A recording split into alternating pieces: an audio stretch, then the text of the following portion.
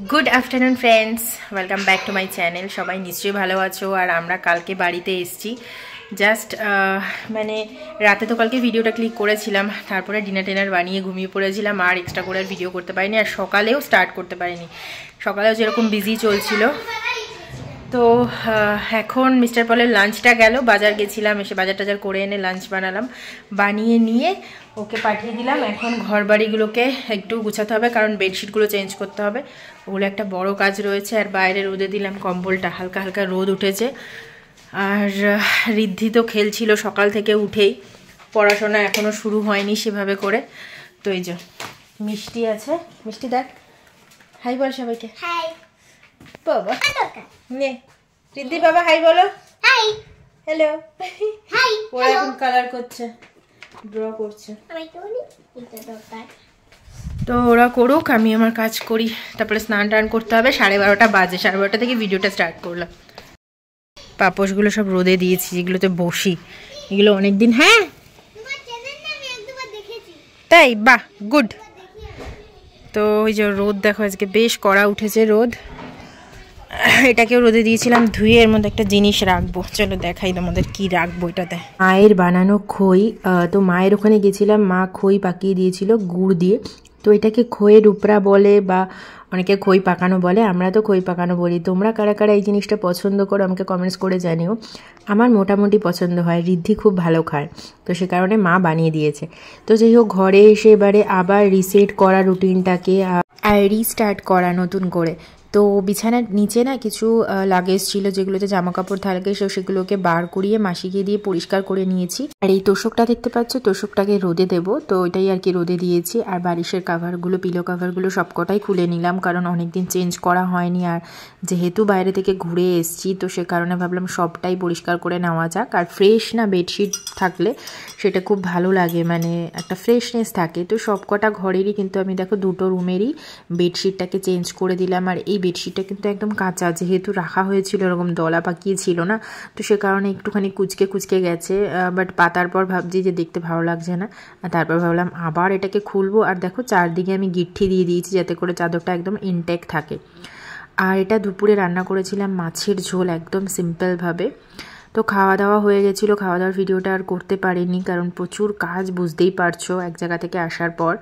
তো রিদ্ধিকে খাইয়ে ঘুম পাড়িয়ে দিয়েছিলাম আর তারপর আমি এই ঘরে যে রোদে দিয়েছিলাম তোষকটা সেই তোষকটাকে নিয়ে এসে এটাকে আবার পেতে দিলাম পেতে তারপরে উপর দিয়ে বেডশিটটা বিছিয়ে দিচ্ছি আর যেদিন ঘরের বেডশিট চেঞ্জ করা হয় না সেদিন কিন্তু অনেক একটা পজিটিভ ভাইবস কিন্তু একটা ফিল করা যায় তোমরা কি ফিল করো আমাকে কমেন্টস করে জানিও আর যারা যারা ভিডিওটা এই অবধি দেখতে দেখতে চলে এসছো তাদেরকে বলবো ভিডিওটা তোমাদের কেমন লাগছে যদি ভালো লেগে থাকে অবশ্যই করে লাইক করো আর কমেন্টস করো তাহলে বুঝতে পারবো ভিডিওগুলো তোমাদের কেমন লাগছে বা কী টাইপের ভিডিও তোমরা দেখতে চাইছো সেটাও তোমরা কিন্তু কমেন্ট সেকশনের মাধ্যমে বলতে পারো তো রিদ্ধিকে ঘুম থেকে উঠিয়ে ওকে ড্রেস করিয়ে দিয়েছি কারণ ঠান্ডা ঠান্ডা ভাব একটা আছে তো রিদ্ধি এখানে আমাদের বাড়ি থেকে আর কি কালার এরকম দেখো প্যাড নিয়ে এসেছিলো কালারের তো সেটা নিয়ে আর কি খেলাধুলা করছে আর তারপর এই বেডরুমটার দুপুরবেলা ঘুমিয়েছিল রিদ্ধি তো সবাই আমরা মানে আমিও একটু শুয়েছিলাম তো কম্বল টম্বলগুলোকে গুছিয়ে রাখছি আর এই রুমের পিলো কাভারগুলোকে লাগানো হয়নি তো পিলো কাভারগুলো আমি লাগিয়ে নেব আর এই কম্বলটা দেখতে পাচ্ছ এটা এনেছিলাম আমরা জয়পুর থেকে মানে রাজস্থান থেকে ভীষণ গরম হয় কিন্তু এই কম্বলগুলো এত লাইট ওয়েট মানে আগে জানলে আরও বোধহয় এক দুটো নিয়ে আসতাম তো খুব ভালো মানে কম্বলগুলো আর ওয়াশেবল ওয়াশ করা যাবে হোক সব গুছিয়ে নিলাম আর এরপরে ইভিনিংয়ে চলে এসেছি রিদ্ধিকে এখানে কেক দিয়েছি কেক খাচ্ছে বাবু ভালো দু হাত দিয়ে কেন খাচ্ছ এগুলো কেমন করে খাওয়া তাকাও এই তাকা আর আমিও এখানে না চা খাবো তো এটা দেখো পাউরুটির মতো উপরে এরকম টুটি ফুটি দেওয়া খেতে ভালোই লাগছে নিয়ে এসেছিলাম তো চাটা দেখো এখানে বানিয়ে নিচ্ছি আর আজকে একটু দুধ চা বানিয়ে নিলাম তো দুধ চাই খাবো কারণ একটু মাথাটাও ধরছিল মানে যেহেতু অনেক কাজ কারবার করা হয়েছে না তো একটুখানি চা খেলে বেশ ভালো লাগে আর মা কিছু না পিঠেও দিয়েছিল তো দেখো এই পিঠেগুলো তো এই পিঠেগুলোও খেয়ে নেবো সাথে একটু চা খেয়ে নেবো ব্যাস তারপরে আবার ব্যাক টু রুটিন একটুখানি রেস্ট করে নিচ্ছি আর কি বসে নিচ্ছি করছিস তোরা দুজনে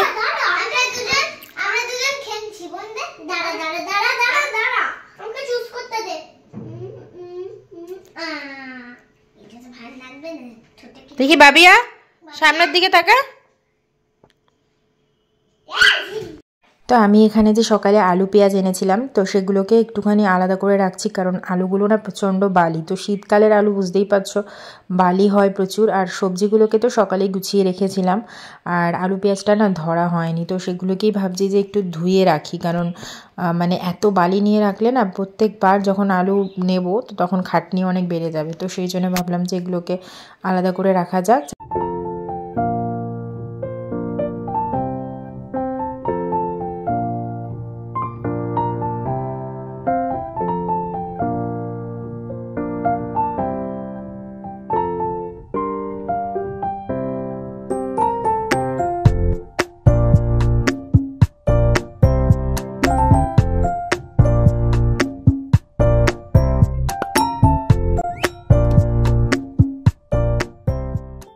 তো এরপর রিধিকে পড়িয়ে নিয়েছিলাম, পড়িয়ে তারপরে ভাবলাম না একটু সেলফ কেয়ার করা যাক, আর সেলফ কেয়ারের মধ্যে এক্সারসাইজ যোগা দুটোই পড়ছে না,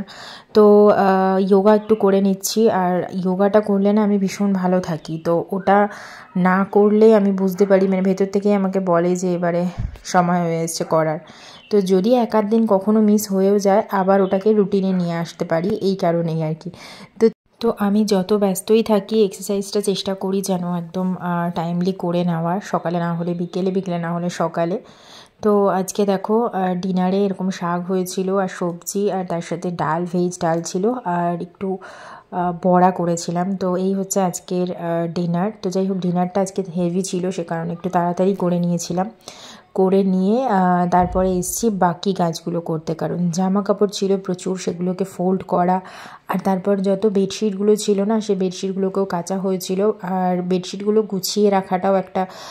মানে ব্যাপার, কারণ যদি এরকমভাবে দলা পাকিয়ে রেখে দিই তাহলে বেডশিটগুলো না মানে ভালো লাগে না দেখতে, কুঁচকে যায়। তো এইভাবে দেখো আমি একদম পার্ট পার্ট করে গুছাই, যাতে করে মনে হয় যেন একদম আয়রন করা বেডশিট বা পিলো কভার। তো আর খুঁজে পেতেও সুবিধা হয়, আর জায়গাও কম লাগে যখন গুছিয়ে রাখা হয়। তো এখন আমার এই কাজটা তোমরা যত তাড়াতাড়ি দেখতে পাচ্ছ না, এটা করতে আমার অনেকখানি সময় লেগে গেছিলো। আর আগের দিন বলছিলাম যে আমি মল থেকে দেখো এই ব্লাউজটা এনেছি, এটা মানে গ্রিন কালারের একটা ব্লাউজ, স্লিভলেস। ব্লাউজটা খুবই ভালো, আর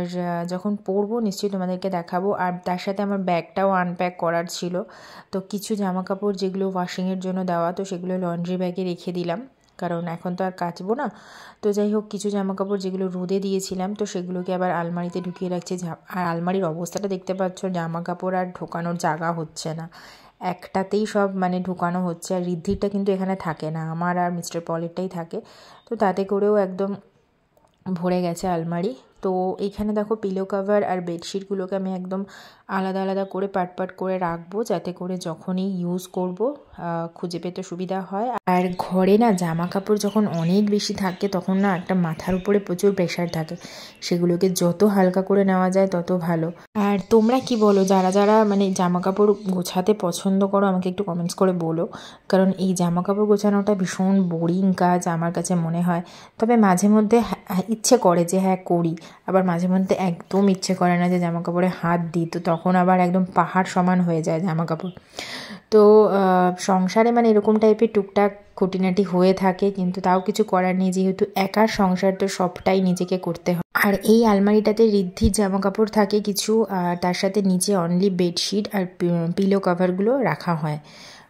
কারণ এমনি আলমারিতে যা অবস্থা তাতে করে আর জায়গা হচ্ছে না। আর আমি দেখো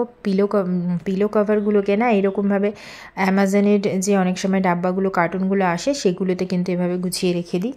আর ভালো মতো ইউটিলাইজ হয়। তো এটা হলো নেক্সট ডে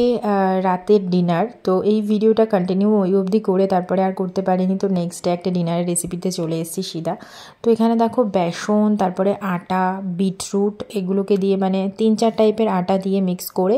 এরকম গোলা রুটি বানিয়েছিলাম, আর তার সাথে ডিমও দিয়েছিলাম। তো খেতে কিন্তু বেশ ভালো হয়, আর মিস্টার পল এই টাইপের খাবারগুলো খেতে খুব পছন্দ করে। তো যাই হোক চলো আজকের মতো এই ভিডিওটাকে শেষ করছি, দেখা হচ্ছে তোমাদের সাথে আরেকটা নতুন ভিডিওতে। টাটা।